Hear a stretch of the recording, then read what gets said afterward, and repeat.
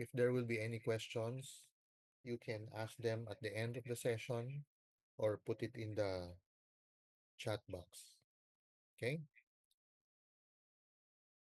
So I will share my screen. Can everyone hear me?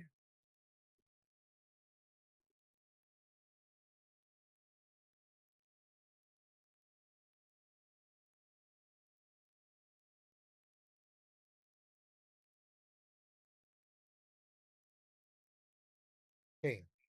So this is the outline of the presentation. Okay. The objective really is to um, help you be able to um, organize yourself as far as coming up with a diagnosis, differential diagnosis,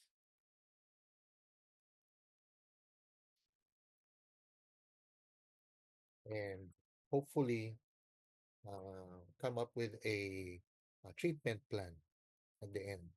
Okay.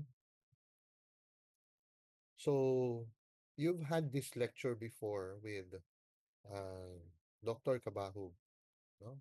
So he mentioned several things that I'm not sure if you remember. I hope you remember because this is um, going to be useful for you um, with this lecture. Okay? So as a review, okay, I took some cuts from the lecture of Dr. Kabahu. So I hope you will remember the definitions of sensitivity, specificity, positive predictive value, negative predictive value, and likelihood ratio. Does anyone remember sensitivity or how it's computed? Anyone?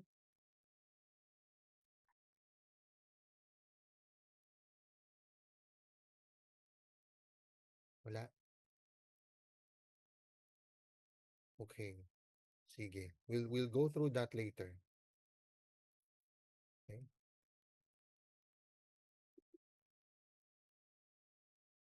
We also have uh okay, so in the chat was true positive over true positive plus false negative. Okay? So that's sensitivity. True positive over true positive plus false negative. How about specificity?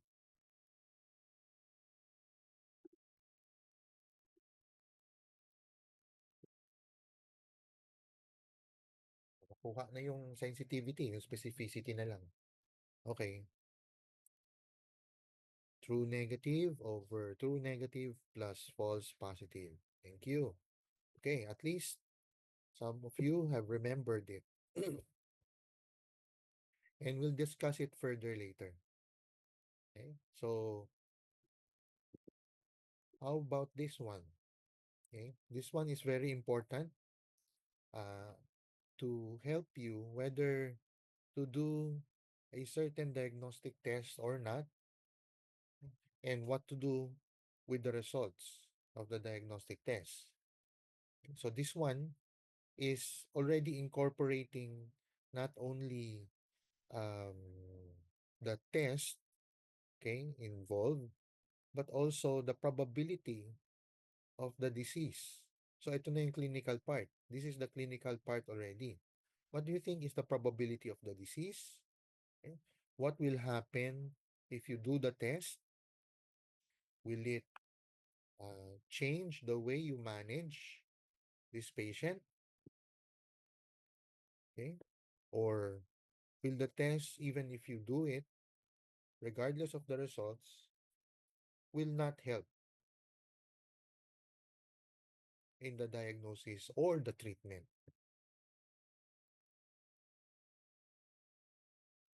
How about this one? Okay. This one now involves your decision whether to use a treatment or not. Is the treatment going to be beneficial or harmful? What is the point estimate? What is the confidence interval? That is where relative risk of a treatment is needed.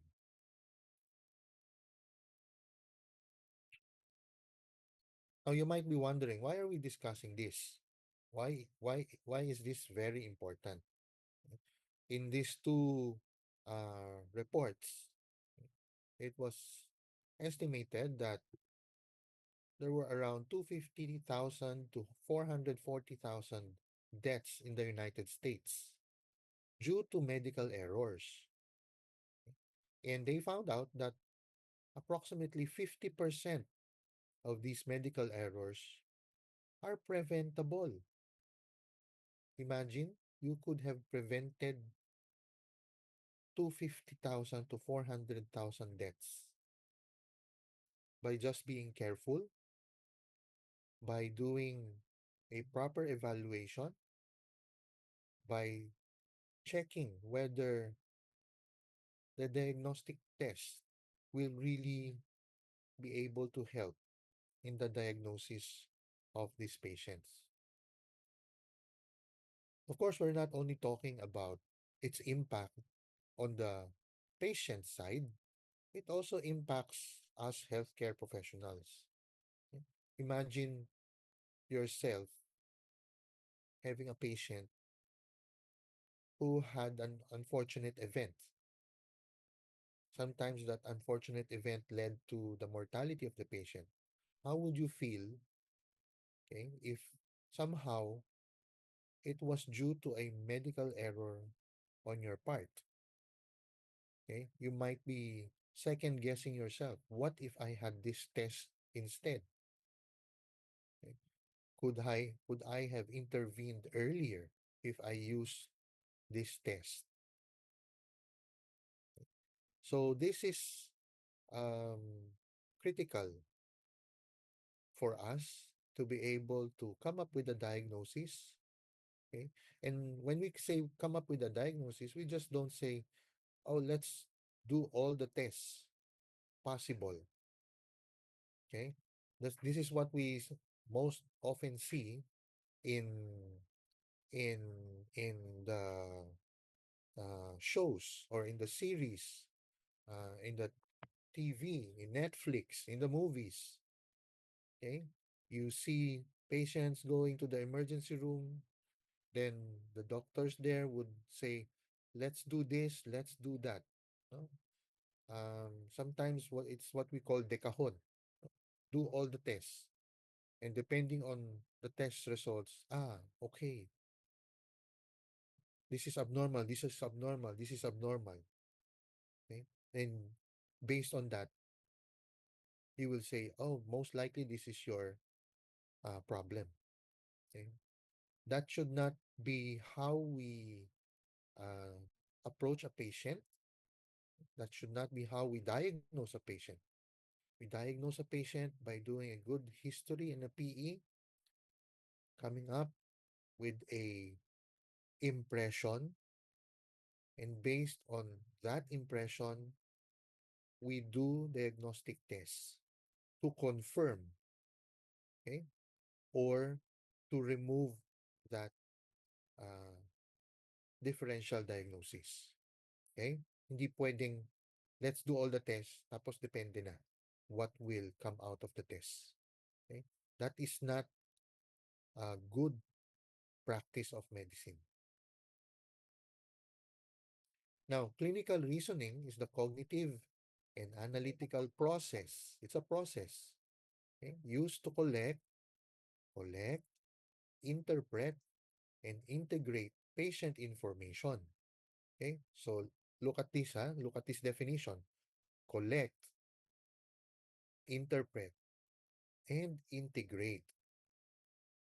Okay, so when we say collect, this is where the history comes in. This is where history and PE comes in. So it is very important, very, very important that you get a good history and do a complete physical examination on the patient. Okay? Now, interpreting diagnostic tests and integrating all these to come up with a differential diagnosis, make diagnostic and therapeutic decisions, and evaluate outcomes. So that is what we hope you will learn, okay, gradually. This is not a an immediate process that you will learn overnight. It takes time, okay? But it is very important that you start uh, learning the basics, okay? Mastering the basics. And therefore, eventually, once you have mastered the basics, you will be able to eventually do the process smoothly. Now, how do you, there's two types of clinical reasoning. One is the intuitive, and the other is the analytic.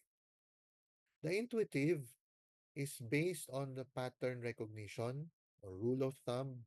There are cognitive shortcuts. Okay, we'll discuss that a little bit more later, but this was also discussed to you last year. So more of recall lang itong part na ito, no? Okay? But we will towards the latter part of the lecture, we will concentrate on computations, okay? Particularly when using diagnostic tests. And the second type of clinical reasoning is the analytic, or using hypothesis and making deductions. Okay? Uh, in all types of um, problems that will be encountered, you might be using uh, intuitive in some cases, and you might be using hypothetical deductive, or you might use both to help you come up with the uh, diagnosis.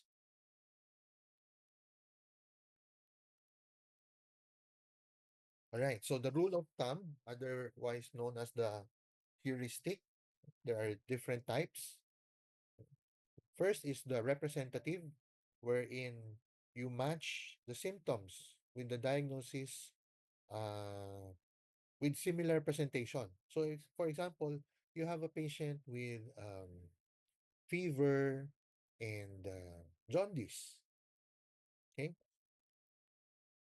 you learn that fever and jaundice, one of the things that you will most likely think of is hepatitis, viral hepatitis. So you become concentrated on viral hepatitis. But remember that not all patients presenting with fever and jaundice is due to viral hepatitis. Okay? So here is what representative means, yung mga syndromes that um, classical syndromes. Okay? So yan yung mga representative. Now, how about availability? Okay. This is where you recall similar cases from before. Okay? Let's say that you have um, just recently diagnosed a patient with leptospirosis, presenting with fever, jaundice, um, renal failure. Okay? Or, for example, this was recently discussed in one of the conferences. Then here comes a patient, history of these things wading in the flooded waters. Okay?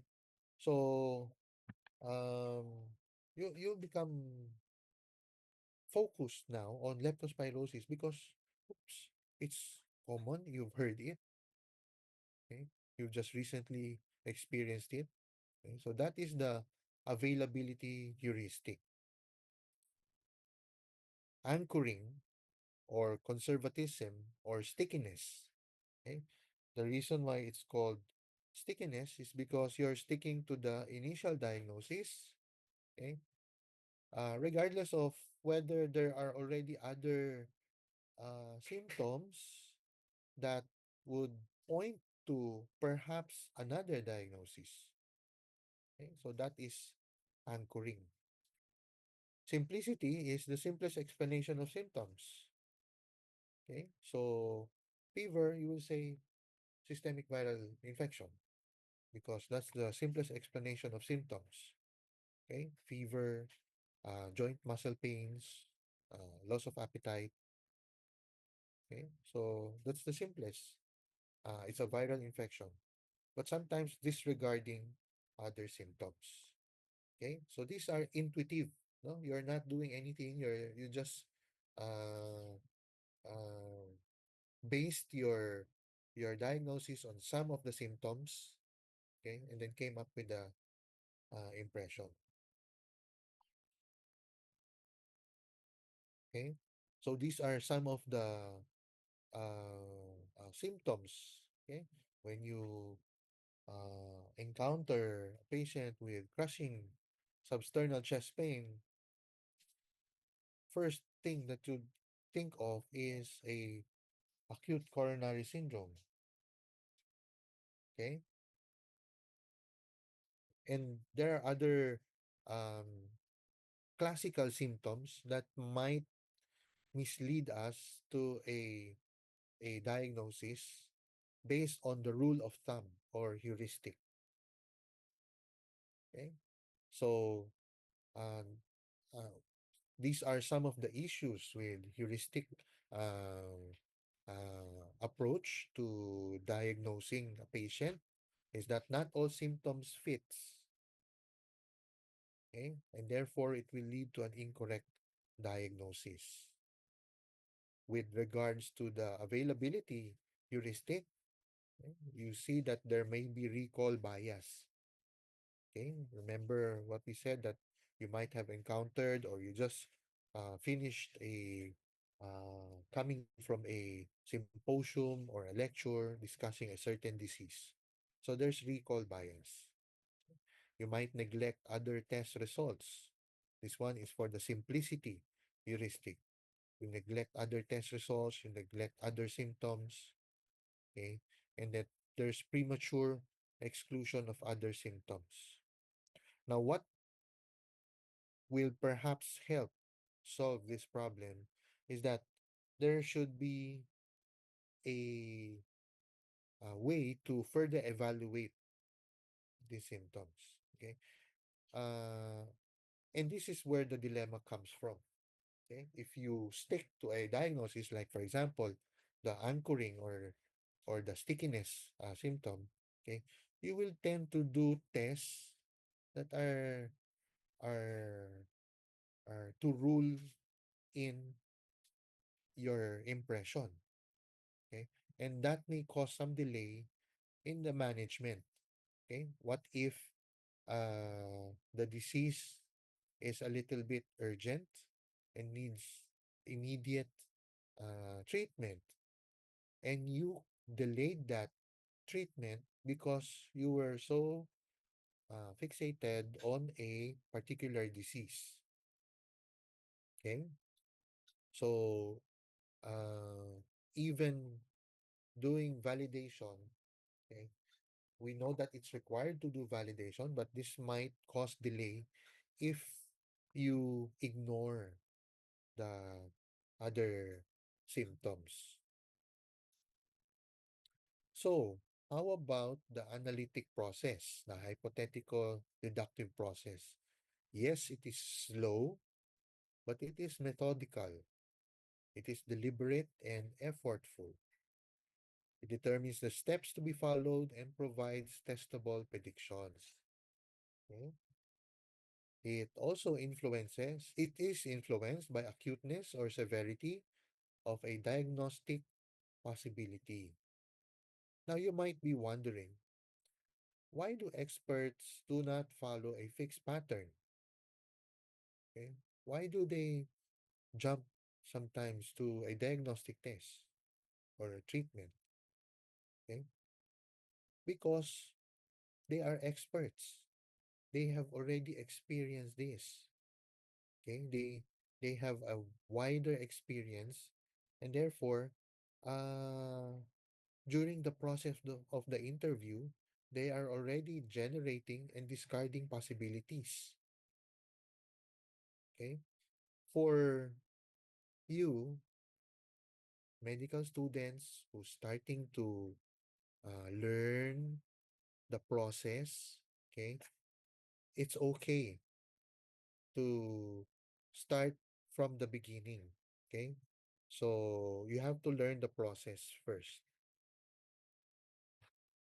Okay, so what are the factors that may affect decision making? The physician's personal characteristics, practice style, okay, the environment, the economic incentives.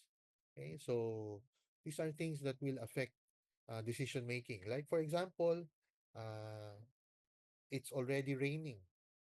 The rainy season has arrived. Okay, so when you're presented with a patient with fever, okay, you might think of um,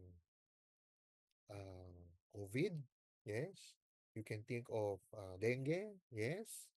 But uh, the incidences, the prevalence of leptospirosis will also start to increase.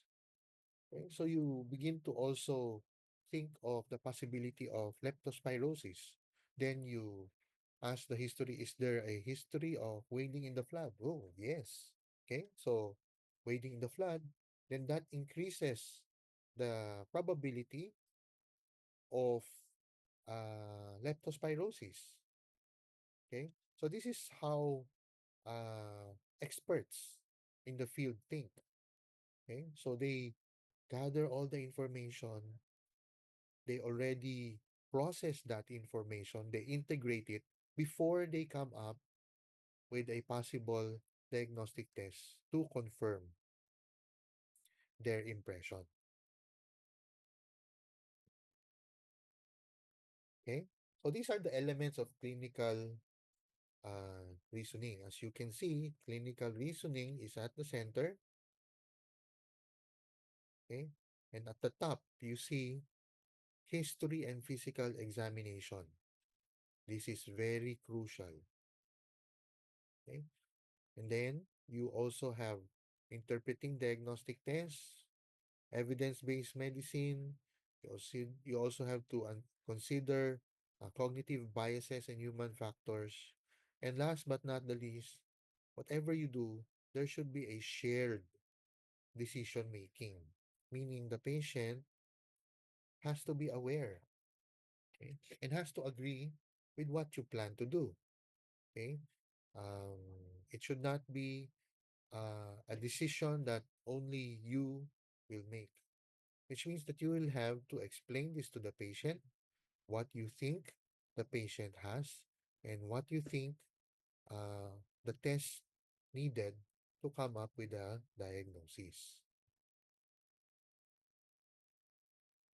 And so we use evidence-based medicine, okay, as part of the process for us who's learning how to come up with a diagnosis. Okay, this is very important. This is conscientious, explicit, and judicious use of current best evidence, okay, in making decisions about the care of individual patients. So, in this journal published by Saket, okay, it's an integration of clinical judgment, relevant scientific evidence, and integration with patients' values and preferences. Now, evidence-based medicine can be subdivided into those that requires diagnostic tests, those treatment. There's also evidence-based medicine for harm and prognosis, as well as evaluation of meta-analysis. Now, for our purposes, we will concentrate on diagnostic tests and briefly go through treatment. Okay? So, when you're confronted with a patient, okay, you have a patient, okay, you have a a differential diagnosis, you want to find out which test to use that can help you diagnose the patient. Okay, so you go through the literature, you search the internet. So when you search the internet, the journal that you will uh, eventually select to use to evaluate uh, should answer or at least should have these items that is similar to your patient. Okay, so P is your patient or population. Is it similar to what you have? Okay, you cannot evaluate a diagnostic test. For example, your patient is having kunwari, myocardial infarction. Okay, and your intervention is antiplatelet. Your comparator is um, sabihin mong aspirin. Okay, and the outcome is mortality. Okay, so that is your patient. But the journal uh, that you saw was on uh, atrial fibrillation. Okay, so atrial fibrillation, the intervention is the same, antiplatelet or anticoagulant. The comparator is aspirin. The outcome is mortality. Okay, so the patient, the P is already not the same as your P.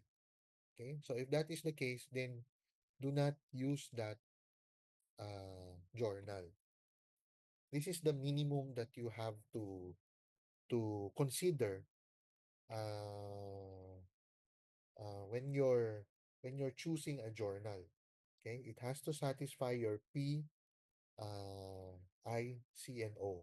Okay, now about the M, the methodology. Uh, the ideal, okay, ideal is is a, a randomized controlled trial. Okay, that's ideal.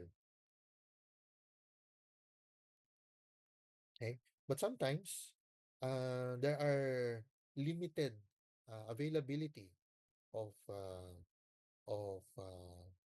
research on randomized controlled trial. So you end up choosing a um, uh, lesser evidence.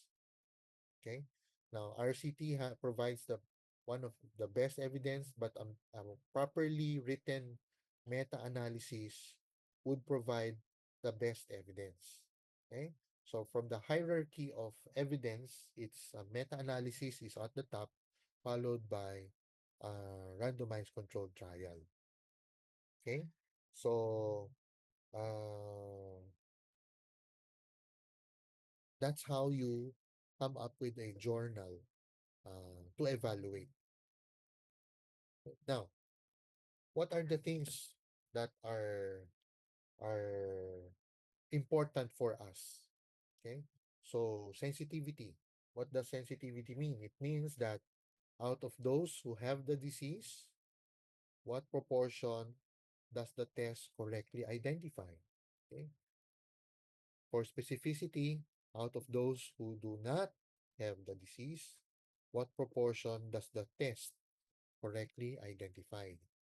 Okay, so going back to that 2 by 2 table, okay, the one I presented earlier was by Dr. Kabahu, where the true positive is letter A, the false positive, false negative, sorry, false negative is letter C, the false positive is letter B, and sorry, tama. Then the true negative is letter D or letter dog. Sensitivity is computed as, okay, so it wants to check among those patients who has the disease, how accurate is the test in identifying those who have the disease. So A over those with the disease. Specificity, on the other hand, is the true negative. How good is the test in identifying those without the disease? Okay. Now, I know that we hate math, okay, or not all of us, but a significant number of us hates math. Unfortunately, you cannot escape doing computations, and this is one wherein you really need to compute things. Okay, evidence-based medicine, because this will truly help you in the future. Okay, so that is sensitivity and specificity. Now, how about positive predictive value? It's a probability that a person who tested positive actually has the disease. Okay, while a negative predictive value, okay, is the probability that a person with a negative test actually does not have the disease. So let's go to the 2 by 2 table again. A positive predictive value is the ability of the test to check how many of those who tested positive, okay, will have the disease. Okay, actually has the disease. So it's a predictive. Okay, so it predicts your, if the our patient tests positive, then chances are in 80% of the time you will have the disease. You have the disease. Okay, or if it tests negative, the chances of you not having the disease is this much. Okay, so what is it with the sensitivity, specificity, positive predictive value, negative predictive value?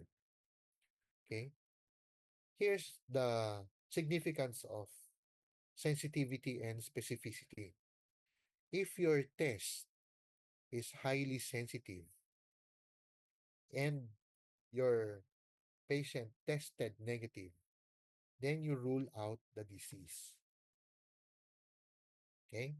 If your test is highly specific and your patient tested positive, then you rule in the disease. Yan yung spin and snout. Okay? Sensitivity, negative, out. Specificity, positive, in. Okay? So, to help you recall the spin and snout properly, let's concentrate on sensitivity. Okay? So, let's say you're a patient who is allergic to dust. Hindi, shrimp na lang, shrimp. Okay? If you are highly sensitive to shrimp, it means that a very small amount of shrimp could trigger your allergy. Okay? A very small amount could trigger your allergy. Therefore, if the food that you're eating does not have shrimp, okay, then you will not develop allergic symptoms. Yan yung sensitivity. Okay? Konti lang, pag konti lang at nag-positive ka, nag-positive, the test will detect it. But it is negative. Okay? Kahit konti lang, wala. So, you effectively ruled out the disease. Okay? So, that's how snout, how you can remember snout better. Right? So, what's the problem of sensitivity and specificity? Well, sensitivity and specificity are inherent properties of the test. Okay? It's the test itself. Okay? How does it help your patient? Diba? It's a property of the test. It's not um, related.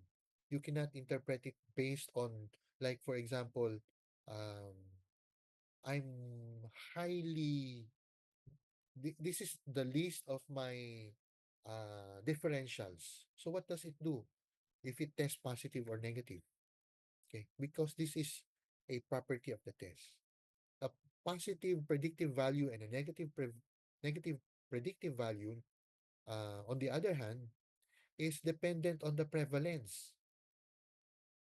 Okay, if the prevalence is very low, then your positive predictive value and negative predictive value, okay, will also be lower.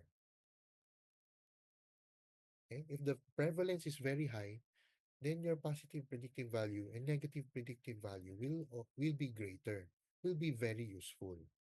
Okay, so it is best to use something that you can use, okay, with changing probabilities and can be individualized. Okay, so here is where, before we move forward, okay, uh, this graph uh, was one of the things that I also showed you before. Okay, this is a probability of diagnosis. Okay, so let's say, for example, let's go back to the chest pain.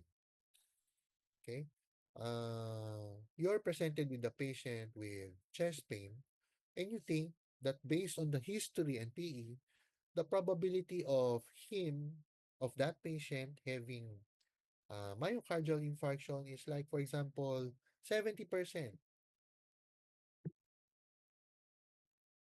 Okay, 70%. So over here. Okay, now this is based on your assumption. Okay, based on your previous encounters, based on the current uh, uh, situation in your environment, if it's affected by the environment. Okay, now as a clinician, as a doctor, you have to come up with your diagnostic threshold or a test threshold and a treatment threshold or a therapeutic threshold. What does a diagnostic threshold mean? It means that if you do a test, okay, and the probability, your pre-test probability, okay, after doing the test goes down to below your diagnostic threshold, then you have excluded or you have ruled out that disease, and therefore you do not need to consider that disease anymore, and no need to do further tests to confirm that diagnosis. Okay? So that is a diagnostic threshold. Below, if your pretest probability moves below your diagnostic threshold, then stop considering that disease. However, if your pretest probability, okay, moves to beyond the treatment threshold after doing the test, then the diagnosis is established, and therefore you can start treating the patient. Okay? So you'll ask me, sir, uh, how do we set the diagnostic threshold, the treatment threshold, the pretest probability? It all depends on you and the uh, case that you're thinking of, the diagnosis that you're thinking of. We'll discuss that further later. Okay? So, we've discussed diagnostic threshold, no more tests if below, therapeutic threshold, start treating if more than the treatment threshold. What if it still remains within, between the diagnostic and treatment threshold? Okay? So, For example, your pretest probability was 50%, okay? And by after doing the test, it only achieved, let's say, 70%, then your revised pretest probability becomes 70% now. And you can do another test, okay, to check whether that test will move your pretest probability, your revised pretest probability to beyond the treatment threshold so that you can already start treatment. Okay? Now, because of the problems we mentioned earlier about sensitivity and specificity not being uh, patient-centered, okay, and the positive predictive value and negative predictive value being affected by prevalence, okay, there is a way to combine both of them and to individualize them, okay, so that it becomes patient-centered. This is called using the likelihood ratios. So what is the likelihood ratio? It's how much more likely a result will be in someone with the disease compared to someone without the disease. Okay? How much more likely that test result will occur in someone with the disease compared to someone without the disease. Okay? Why did I say that test result will occur? Why did I not just say likelihood ratio of positive test, how much more likely positive result is in someone with the disease, blah blah, or likelihood ratio of a negative, how much less likely a negative result will happen to those with the disease compared to without the disease. Okay? Okay.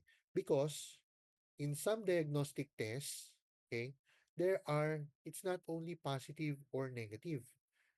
There can be positive or it may become a range of values.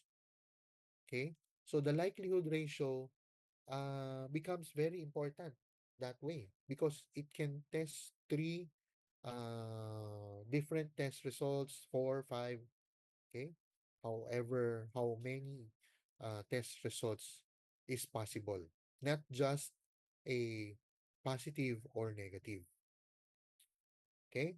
But for generally, diagnostic tests are either positive or negative, okay? So that's why it's likelihood ratio of positive and negative lang, usually.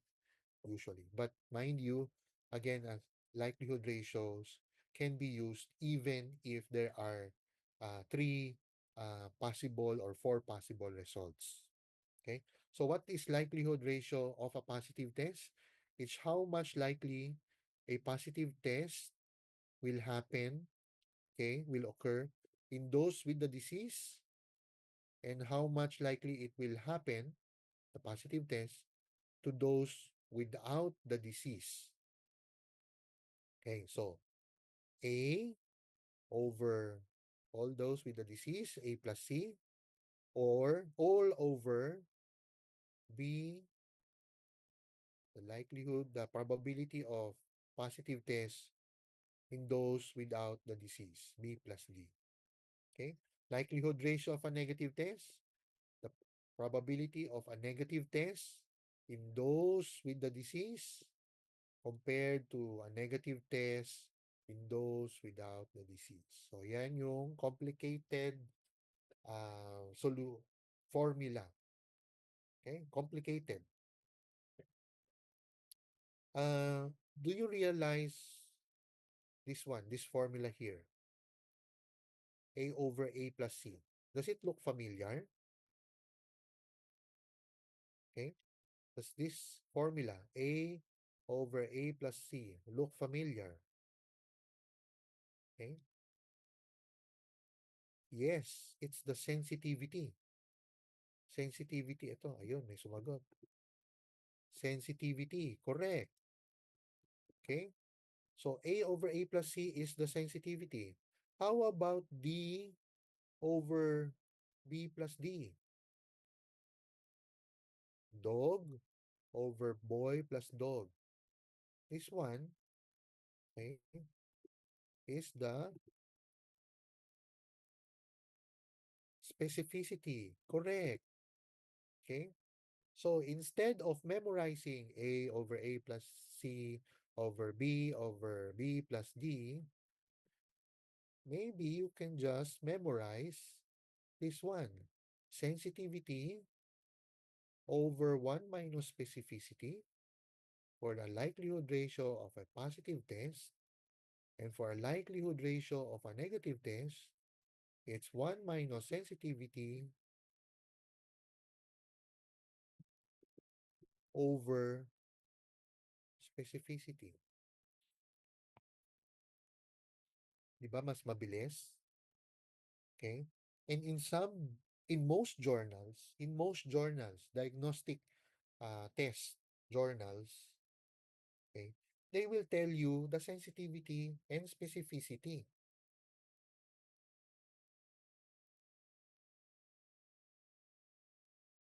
of the test. Okay? So if the journal presents to you uh, the sensitivity and the specificity, then you can outright compute for the likelihood ratio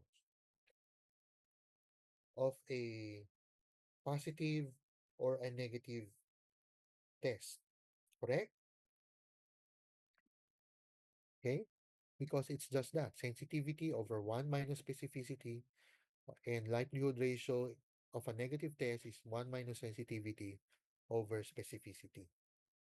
Okay? Unfortunately, that's just the first part, computing the likelihood ratio of a positive and a negative test. So what does it have to do with our patient? Okay? So let's go back to, okay, our probabilities, odds ratio and likelihood ratio. Let's go back to our patient. The probability of that patient having the disease, the pretest probability, meaning based on the history and PE. Okay, I think this patient's probability of having the disease is, for example, 50%. 50%. Okay, and I have a likelihood ratio and of a positive and negative test. How do I apply this? Okay, now uh, for this, you will need to convert your pretest probability to the pretest odds ratio. Okay? Because the probability is in percent. The likelihood ratio is a ratio. So for you to use the likelihood ratio, you have to use it on a ratio as well. That's why you have now to convert your pretest probability to a ratio, which is odds ratio. Okay? After you get the odds pretest odds ratio, you multiply it to the likelihood ratio, okay, to get your post-test odds, and then convert it back to probability. Okay? And then apply it to your probability of disease, whether it has moved your test below your diagnostic threshold or moved it higher than your therapeutic threshold. Okay? Sounds complicated, right? Correct, because it is complicated. Okay? So, first step, convert your pretest probability to odds ratio. How do you do that? You do that by another formula. Probability over 100 minus the probability. So, if you think that the patient's pretest probability is 50%, 50%, 50 divided by 100 minus 50. So 50 over 50 is 1. So that is your odds. Okay? How about the likelihood, the pretest probability of this patient is around 25% only. I don't think this patient has that much data to support a diagnosis of MI. Okay, so 25 over 75, okay, 0.33. So on and so forth. 40%, 40 over 60, 0.66. Okay, simple lang naman eh. Mabilis lang yan. One fraction lang yan. Okay, then divide. Okay, now, after you have your pre-test probability, you multiply now your odds ratio. Yan na. So, for a pretest probability of 25%, ito na yung pretest odds. Okay? And now, for example, the likelihood ratio of a positive test, hindi ko na kayo pinakompute ha. Likelihood ratio of a positive test is 5, and the likelihood ratio of a negative test is -2. You multiply it to there, to pretest probability. So, 1.65, 0.66. Okay? It's down the line. Okay? And then, you convert these likelihood ratios back to pre-test, post-test probability because this is post-test na eh. You applied your likelihood ratio na, tinimes mo na ng 5.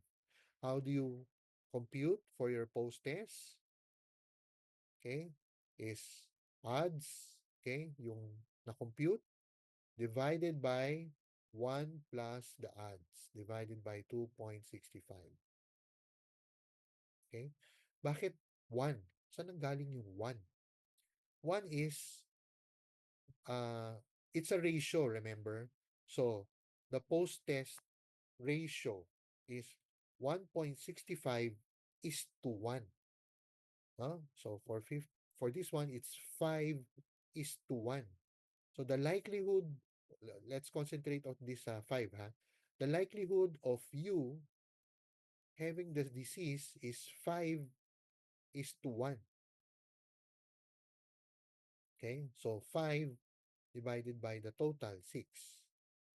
15 divided by the total, 16. 3 divided by the total, 4.3377. So this now becomes your post-test probability of a positive test. This one, post-test probability of a negative test. Okay, question? We'll review that. We'll have some exercises on that later. Okay, so applying your test. Okay, so you have your pre-test probability.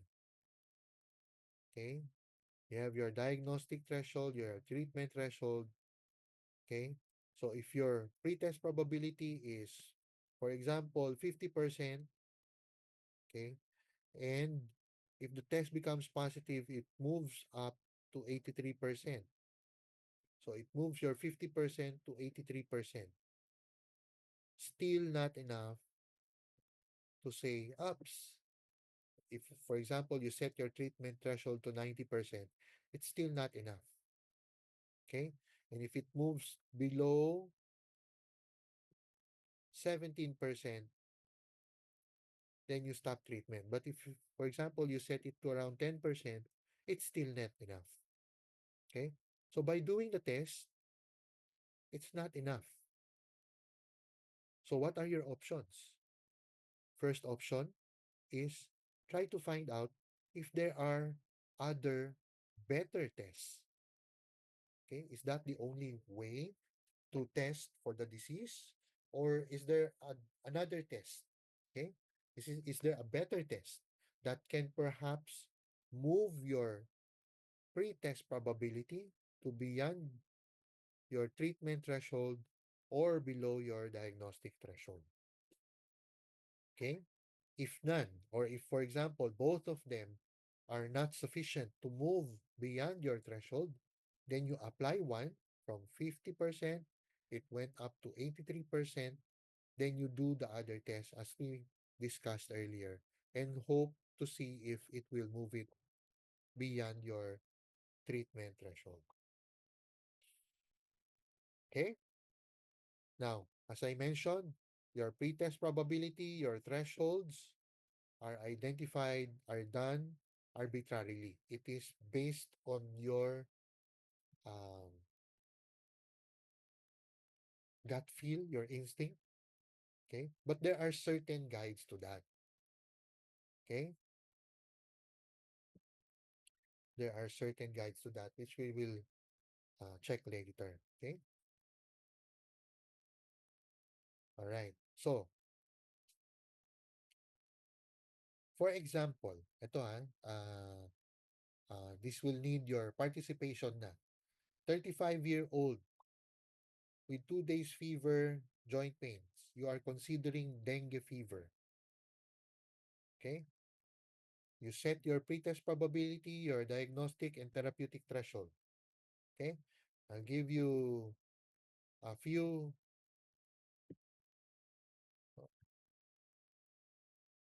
Okay?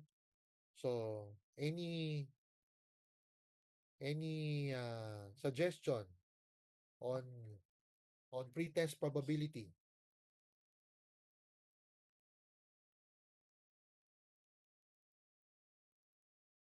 Okay? Any suggestion on pretest probability? Exercise tayo ng konti.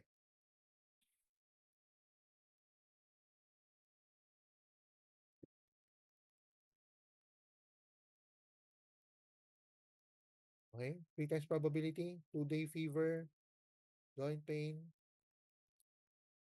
Okay, sige. Walang gustong sumagot. Oh, 75% daw. Merong isa nagsabi. Ah,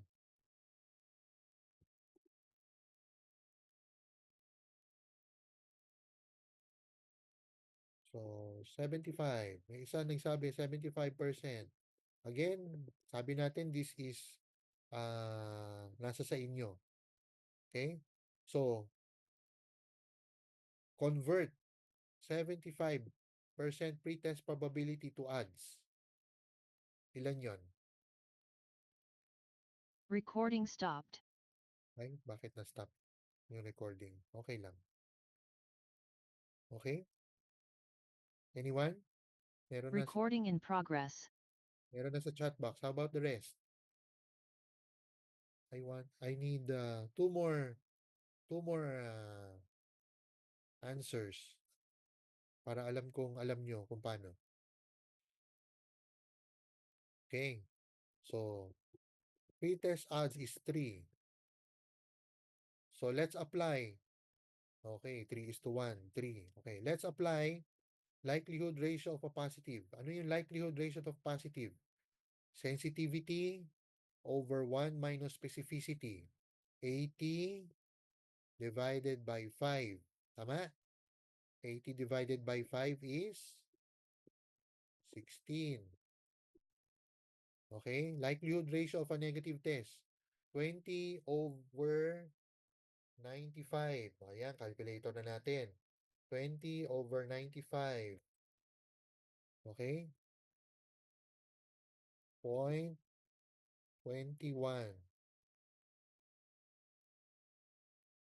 Okay? So let us apply now. Likelihood ratio 3 times 16, 48. Pag kinonvert natin to post-test probability, magiging 48 divided by 49. Tama? So, almost 98%. Okay? How about this one? Can anyone compute?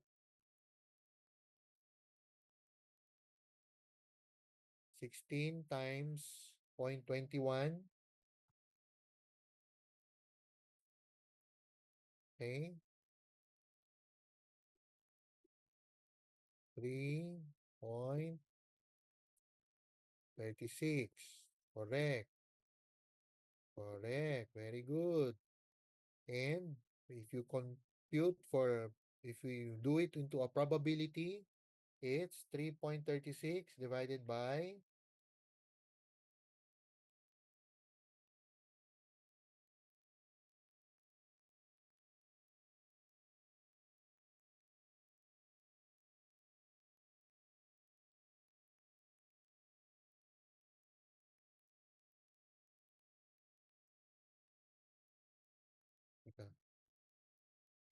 3 times. 3 times. Mali, mali. Saan ba natin nakuha yung 3.36?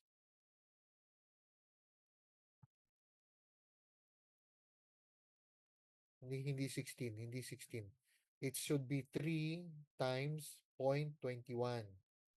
So, erase ito, erase. Okay? It should be 3 times 0.21. Yan, correct. So, 0.63. Kamali tayo. So, if we convert it to post-test probability of a negative test, it becomes 0.63 divided by, okay, 39%. Very good. Okay? So, meaning that if you do the test and the test dengue NS1 is positive, then your 98%, it pushes your post-test probability to 98%. Okay, 98%.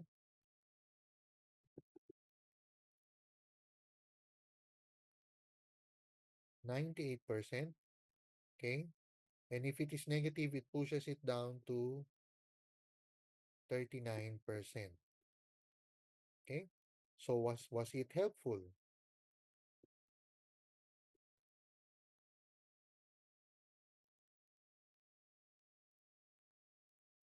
Okay. So that is uh how you will compute for your likelihood. Sorry kailangan palang i-erase.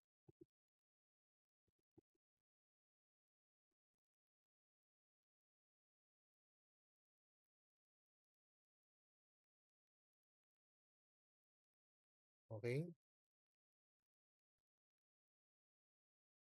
Okay. Now, when do you adjust your treatment thresholds? Okay. When there's life-threatening condition. Okay. You cannot always say that my treatment threshold is always 90%. I have to be 90% sure all the time. Okay. But if you keep on doing the test, if you delay the test because you have a very high treatment threshold, baka by the time you reach your treatment threshold, the patient is already very critical and no amount of medicine can save the patient anymore. So you lower your treatment threshold. Okay. You can also lower your treatment threshold if the disease is low risk but high benefit treatment. Low risk treatment. Okay. For example, uh, uh, wag meningitis. Low risk. Ano bang low risk treatment? Halimbawang, cellulitis. Kunwari lang, cellulitis. Okay? So, giving of antibiotics will potentially be beneficial for this patient, diabetic patient. Okay? So, high benefit yun. Okay? Or if the test is unavailable or the results will be delayed, so you can lower down your treatment threshold. Or in a patient with high disease prevalence, we mentioned about uh, the rainy season, leptospirosis, no? So you can lower down your treatment threshold, okay? You can increase your pretest probability as well, okay? Patients are highly vulnerable, patient preference, okay? High cost of missing diagnosis, okay? So high cost meaning perhaps uh, uh, it becomes a little bit catastrophic, okay? Or treatment becomes more difficult. Okay, so you can lower down your treatment threshold.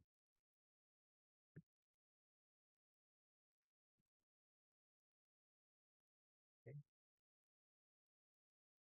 On the other hand, you can increase your treatment threshold if the treatment is high risk.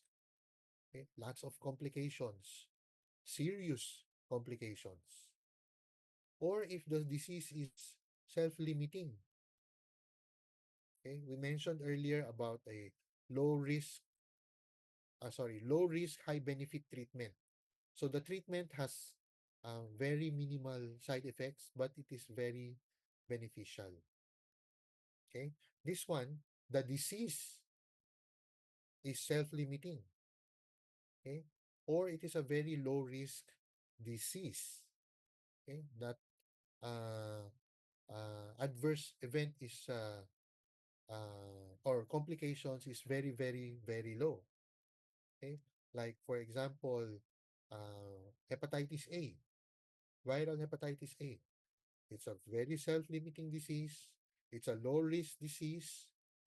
Okay, the chances of a complication, a fulminant hepatitis from a viral hepatitis is around 99%. Less than 1%, 99% tuloy. Less than 1% developing fulminant hepatitis. So it's a very low-risk disease. So you can increase your treatment threshold. You can wait for your diagnostic test to come out. Okay? Or if it is a very costly treatment. Okay? If it is a very costly treatment, you are going to have to use immunotherapy, chemotherapy, etc., etc. So this is going to be a costly treatment.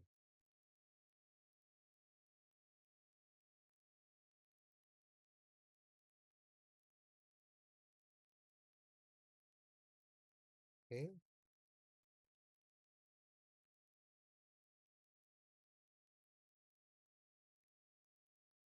All right. Uh, sorry, napindot. Tests are available and reliable, and there's very low clinical suspicion. Okay, if it is less likely that it is to occur, then you can have a high treatment threshold.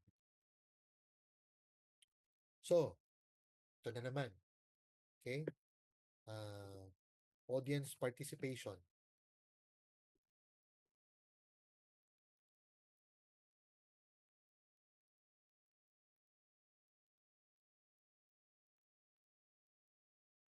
Okay, I'll answer that question later, ha?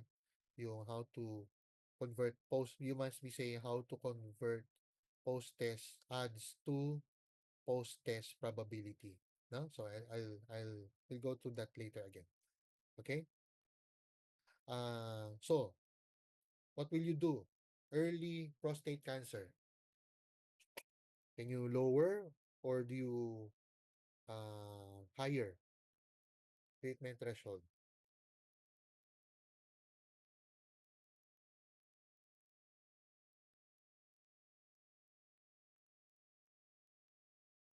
Higher, lower, higher, lower, higher, higher, lower. Okay? Slow growing, higher, higher, lower, lower. Okay.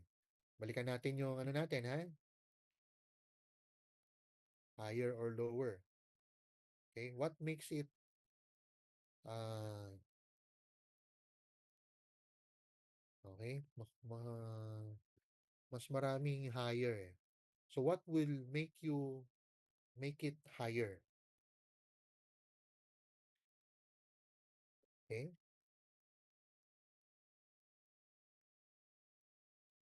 Is it because the treatment is high risk?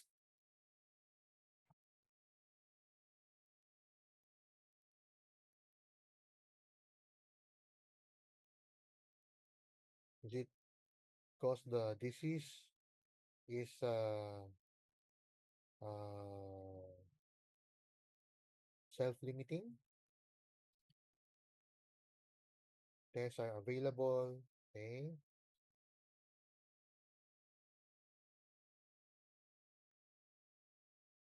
costly treatment.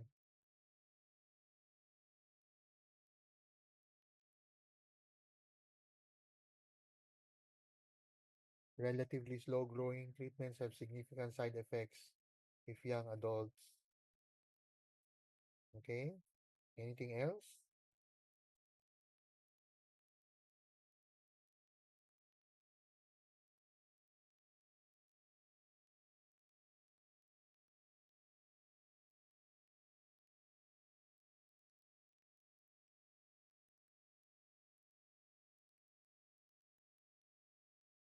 Lower, maybe if it runs in the family.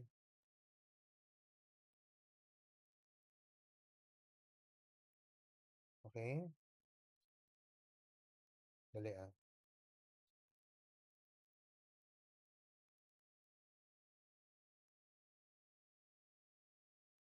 Okay? So, if lower naman, is it life-threatening? Okay? Low risk. So, this will uh, really depend on your reasons. Okay? Uh, yes, it is a relatively slow growing. Okay?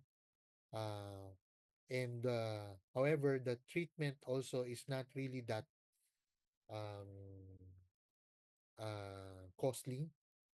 Okay? So, but yes, you can wait for a higher threshold. Okay? So you can wait for the biopsy, etc. before before you start treatment for this patient. Right? How about bacterial meningitis?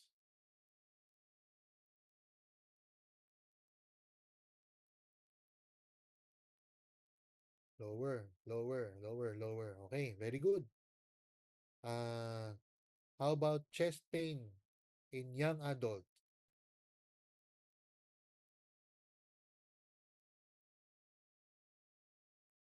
Higher. Chest pain in young adult, higher, lower, higher, higher, higher, lower, higher. Okay. So chest pain in young adult, you you should have a higher threshold because it's unlikely that these patients will have uh, myocardial infarction when you're thinking of myocardial infarction. Okay, so you can have a higher treatment threshold for this. Okay, very good. So, briefly on therapeutic evidence-based medicine, okay, the basic question we want to find out is whether the treatment is beneficial or harmful.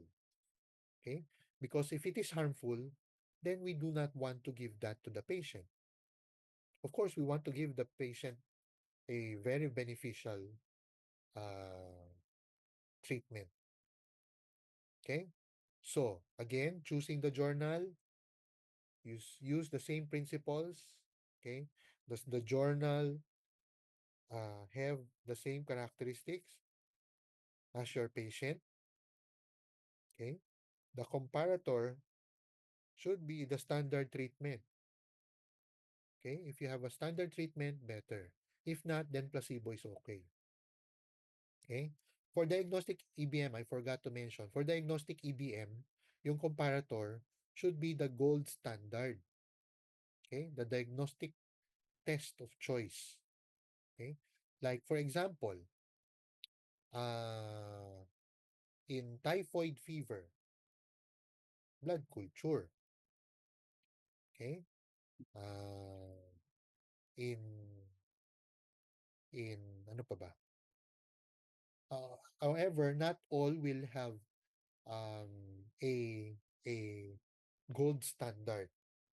Okay? For example, in pancreatitis, how do you diagnose a patient with pancreatitis? Sasabihin, the books will say that uh, you have a typical abdominal pain with either elevation of your amylase or lipase or imaging. Okay, so it's not a specific test, but it's a combination of things. Okay. Before they would say for you to diagnose MI, you have to have chest pain, you have to have an elevated elevation of your ST segment, etc., etc. So some diagnostic tests is not a simple, gold standard pa is not a simple test, but sometimes it's universally accepted uh, test or diagnostic tool. Okay, so there may not be a gold standard, but a universally accepted way of diagnosing a patient is okay, is acceptable for diagnostic EBM. Alright, so in therapeutic EBM, computation na naman tayo. Okay, relative risk, RRR, absolute risk reduction, number needed to treat, and the succeeding formulas. Now, we will concentrate only on relative risk and number needed to treat. Okay? Ano ba yung next slide? Okay. Relative risk is, when you say risk, is usually connotes a negative outcome. Okay? Uh, uh, Risk of mortality, risk of death. Diba? Risk. Yun. O, you do not say, what is the risk of survival? Diba? Parang hindi tama yun, diba? Risk nga eh. Okay? So, what is the risk of mortality, risk of infection, adverse events. Okay, so for our purposes, when we say relative risk, the risk is a negative outcome. Okay, for these are the computations for a negative outcome. The risk of treatment, the risk of developing the adverse outcome in the treatment group compared to the risk of developing the adverse event, okay, in the control group. Okay? So it's a comparison. Kaya nga relative. Okay? When you say, I have 60% uh, risk of mortality, 60% yun. But if I compare it to placebo, okay, the relative risk is ganito. Okay? So relative. It's relative. It's not absolute. Okay? So relative risk reduction is 1 minus RR. Okay? Computation lang yun. Absolute risk reduction. There's a way of analyzing this, but we'll just concentrate on the formula. Okay? Relative risk. Mas mabilis computin. Risk, treatment of control. Tapos, number needed to treat is 1. What is number needed to treat? Number needed to treat is Recording stopped. how many patients, nag-stop recording na naman, how many patients you need to treat to prevent one from developing the bad outcome. Okay? So for example, my number needed to treat is 10. I need to treat 10 patients with this medication for this long to prevent one from dying. Okay? Kunwari, mortality. So which means that the lower your number needed to treat is, the better. Okay? The higher your number needed to treat is, it's probably best if you can find another treatment option. Okay? All right. Now, when you compute those formulas, okay, it the what you get are point estimates. Okay? Meaning, that will be the exact relative risk if you test the whole population, all the millions and billions of people in Earth. Okay? That is a point estimate. However, you cannot test everybody. You can only test a certain group of people. Okay? So, we have now what is called a 95% confidence interval where there is a range of values that is likely to contain the true population parameter with 95% certainty. So, meaning that the test you are that you get will Recording in progress. be within 95% of the population. Okay? So, take for example this one. Okay? This is the point estimate. This is the 95% confidence interval. This is what you see for in meta-analysis papers. No? Okay? Relative risk of 1. Okay? Then you see that there are 95% confidence intervals that goes beyond 1. This one, the 95% confidence interval doesn't go beyond 1. In here, okay, these are point estimates. You see that the relative risk is more than 1. Okay, there are confidence intervals that does not cross 1. Okay. So what does these two tables mean? Okay? If your relative risk, okay, remember the computation? Risk of treatment over risk of control. Mabalik tayo doon sa computation. Risk of treatment. The risk of mortality, kunwari, is 75, and the risk of control is, kunwari, 99%. Okay? So your relative risk is around, what, 0.76, sabihin natin. That is the point estimate. What does it mean? It means my risk of mortality is 0.76 compared to control. Better, I have lower, my risk of dying is lower compared to the control. Okay? So if you're perhaps giving warfarin compared to aspirin, my risk of dying is lower with warfarin. Okay? 0.76 lang eh. What if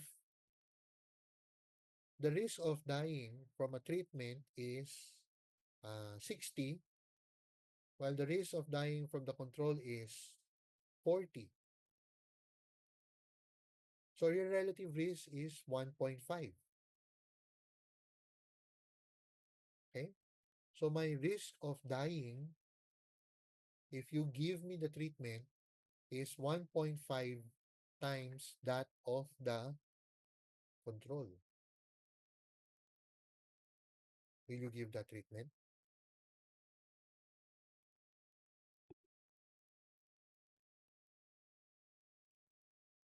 Harmful. Correct.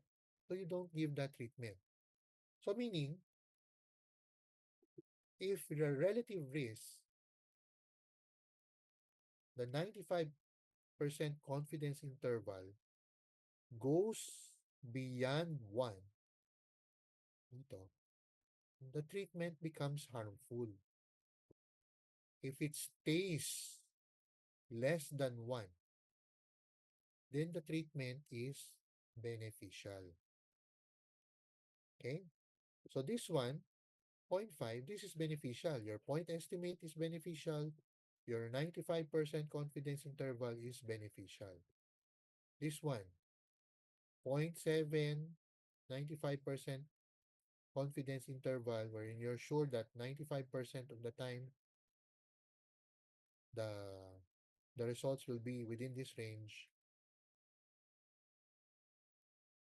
normal. Beneficial. How about these two? Okay?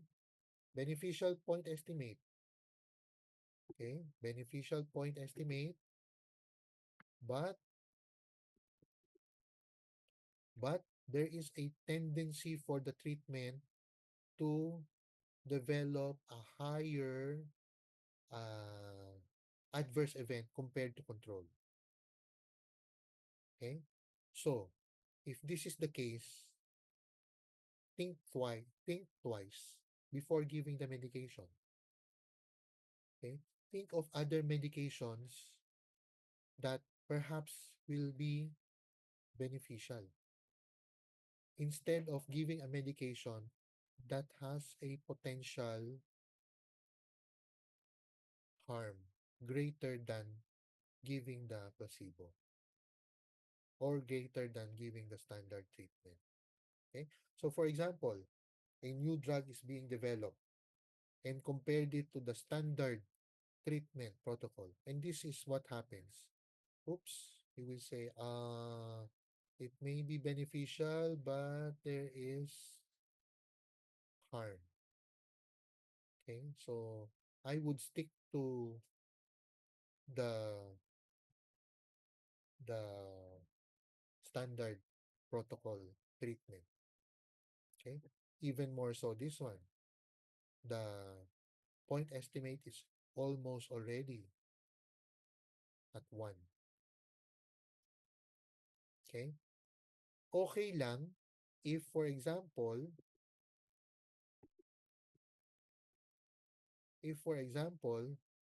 your 95% confidence interval only reaches 1. Okay? Beneficial with perhaps same effect. Okay lang yan. But this one is a little bit more problematic.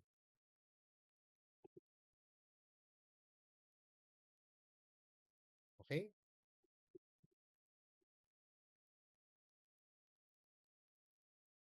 This one we do not really need to discuss. This one we do not really need to discuss because these are all harmful. Even if there is a potential benefit, it's still harmful. Okay? So we do not need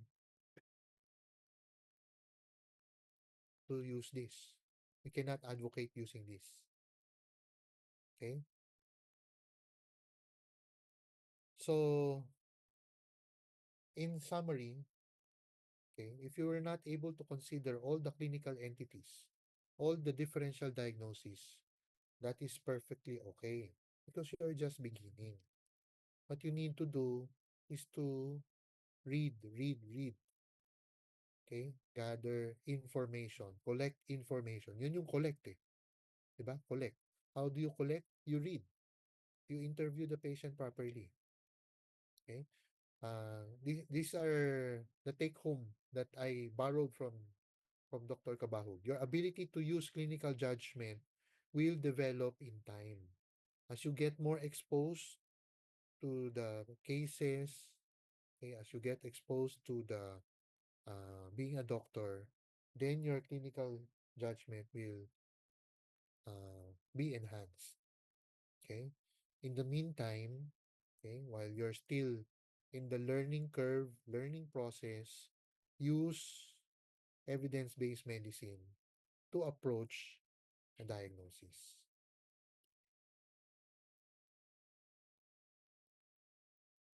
Okay? So, question. Earlier, there was a question on how to compute post-test odds to post-test probability is the post-test odds divided by, kung halimbawa, example, 0.33 yung post-test odds, 0.33 divided by 1 plus the post-test odds. 1. Always 1. Okay? So 0.33 divided by 1 plus 0.33. Okay? If the post-test odds is 2, 2 divided by 1 plus 2. Okay? So 66% yun.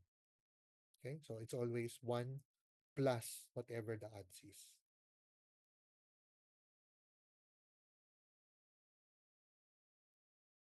Okay? Any other questions?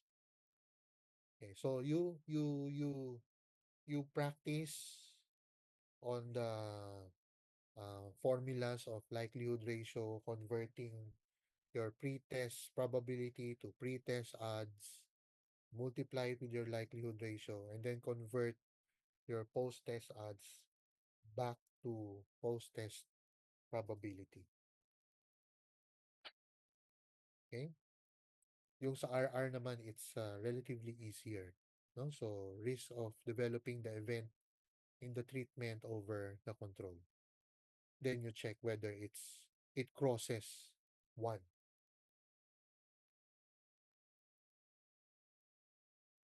Right?